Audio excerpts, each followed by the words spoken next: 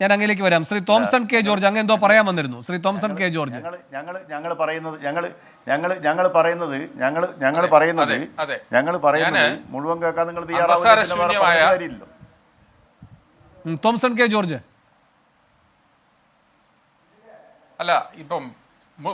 മുഴുവൻ കേൾക്കാൻ തയ്യാറാകുന്നില്ല എന്നുള്ളത് പറയുമ്പോൾ ഇത് വളരെ അന്തസാരശൂന്യമായ ഒരു പ്രസ്താവനയാണ്. ഇപ്പോഴത്തെ പ്രശ്നം എന്താണെന്നുള്ളത് നമ്മൾ മറന്നുപോകുന്നു. ആന എവിടെ തന്നെ ഉണ്ട്, അതാണ് യഥാർത്ഥ പ്രശ്നം. ഇപ്പോഴത്തെ നീഡ് ഓഫ് ദി അവർ അതാണ്. അതിന് എന്തെങ്കിലും ചെയ്യുക എന്നുള്ളതാണ്. എന്താണ് ചെയ്യേണ്ടത്? അതിലേക്ക് ഞാനൊരു കാര്യം പറയാം. നിങ്ങളെല്ലാവരും തന്നെ ആ വീഡിയോ കണ്ടിട്ട് കാണും. ആ വളരെ ദാരുണമായ ആ യുവാവ് ആക്രമിക്കപ്പെടുന്ന ആ വീഡിയോ. ഇതിനകത്ത് നമ്മൾ ഈയിടെ വേറൊരു വീഡിയോ കണ്ടിരുന്നു. അവിടെ ചുരത്തിൽ വെച്ച് കാറിൽ നിന്ന് ഇറങ്ങിയവരെ ആന ഓടിക്കുന്നത്. കാട്ടിനകത്ത് ആനയെ ഓടിച്ചു, അവരല്പം മുന്നോട്ട് മാറി, ആന പിരിഞ്ഞു പോയി. ഇതങ്ങനെയല്ല. ഇതൊരു കില്ലർ ഇൻസ്റ്റിങ്ക്റ്റ് ഉള്ള ഒരു വൈൽഡ് ആനിമലാണ്. ഇത് വളരെ അപകടകാരിയായതുകൊണ്ടാണ് ഇതിൻ്റെ കഴുത്തെ കൊളർ വീണത്. അപ്പോൾ ഈ സാധനം പച്ച ജീവൻ ഒരു മനുഷ്യൻ്റെ എടുത്തു കഴിഞ്ഞിട്ട് ഇവിടെ മയക്കുപൊടി വെക്കുന്നു. എന്തിനാ മയക്കുപൊടി വെക്കുന്നത്? മയക്കുപൊടി വെച്ചിട്ട് ഇതിനെ പിന്നെ വീണ്ടും തന്നെ ഈ നാടകം ആവർത്തിക്കാനാണോ? ആർക്കാണ് ഈ നാടകം കാണേണ്ടത്? ആർക്കാണ് ഈ കേരളത്തിൽ അല്ലെങ്കിൽ ഇവിടെ അധികാരത്തിലും ഭരണത്തിലും ഇരിക്കുന്നവർക്ക് ആർക്കാണ് ഇത്ര ചോരക്കൊതിയുള്ളത് ഈ നാടകം തുടർനാടകം കാണേണ്ടത്? ഈ ആനിമലിനെ അടുത്ത മൊമെന്റിൽ ഏറ്റവും അടുത്ത സമയത്ത്, കാരണം ഇത് ചുമ്മാ വെടിവെക്കാനുള്ള രസം കൊണ്ട് പറയുന്നതല്ല, അല്ലെങ്കിൽ ഹിംസയുടെ പേര് പറയുന്നതല്ല. ഇനിയൊരു ജീവനോടെ പൊരിയരുത്. ഏറ്റവും അടിയന്തരമായിട്ട് ആ ആനയെ, ഞാൻ പേരൊന്നും വിളിക്കാൻ ഉദ്ദേശിക്കുന്നില്ല, ആ കൊലയാളി ആനയെ കളക്ടർക്ക് അതിനുള്ള പവറുണ്ട്, CRPC റൂളുണ്ട്. ഇനി അതല്ലെങ്കിൽ വൈൽഡ് ലൈഫ് വാർഡന്, വൈൽഡ് ലൈഫ് പ്രൊട്ടക്ഷൻ ആക്ട്. അല്ല, ശ്രീ തോംസൺ കെ ജോർജ് പകയോടെ നേരിടേണ്ടതല്ല ഈ വിഷയത്തെ.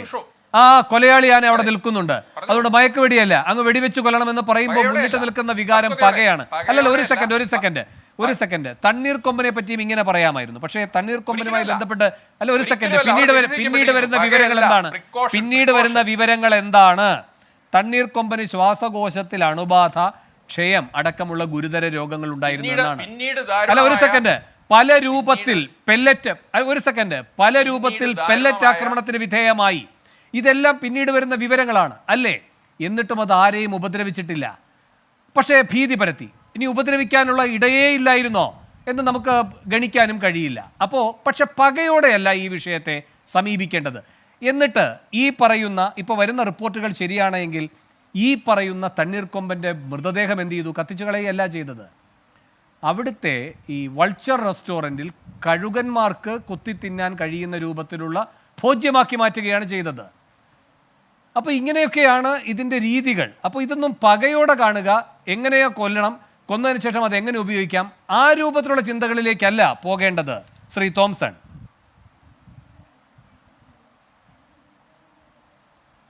പകയോടെ ഒരിക്കലും ഒന്നും കാണരുത്, പക്ഷെ ദയോടെ കാണണം. മനുഷ്യജീവനോട് ദയ കാണിക്കണം.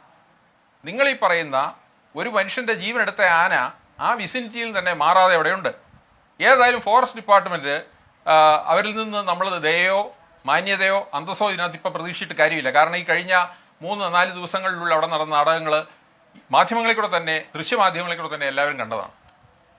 CCFൻ്റെ പ്രസ്താവന നമ്മൾ കേട്ടതാണ്. അപ്പോൾ ഇതെല്ലാം കൂടെ വെച്ചുകൊണ്ട് ഇനി അവിടെ നിന്ന് എന്തെങ്കിലും സെൻസിബിൾ ആയിട്ടൊരു പ്രവൃത്തി ഉണ്ടാവും എന്ന് നമ്മൾ പ്രതീക്ഷിക്കേണ്ടതില്ല. കളക്ടർ ഉണ്ടല്ലോ, അവർക്ക് എക്സിക്യൂട്ടീവ് പവറുള്ള ഒരാളാണ്. പണ്ട് ആ കഥയൊക്കെ ഇപ്പോൾ പുറത്തു വരുന്നുണ്ട്. 30 കൊല്ലം മുൻപ് മാനന്തവാടിയിൽ ഒരു സബ് കളക്ടർ മാരപാണ്ഡ്യൻ DFOയുടെ നിർദ്ദേശമെല്ലാം അവഗണിച്ചുകൊണ്ട് വെടിവെക്കാൻ പറയുന്നു, പോലീസുകാരനെ കൊണ്ട് വെടിവെപ്പിച്ച് കൊല്ലുന്നു. ആ കഥയൊക്കെ ഇപ്പോൾ വരുന്നുണ്ട്. അല്ലല്ല, ഒരു സെക്കൻഡ്, ഞാൻ ഇടപെടുകയാണ്.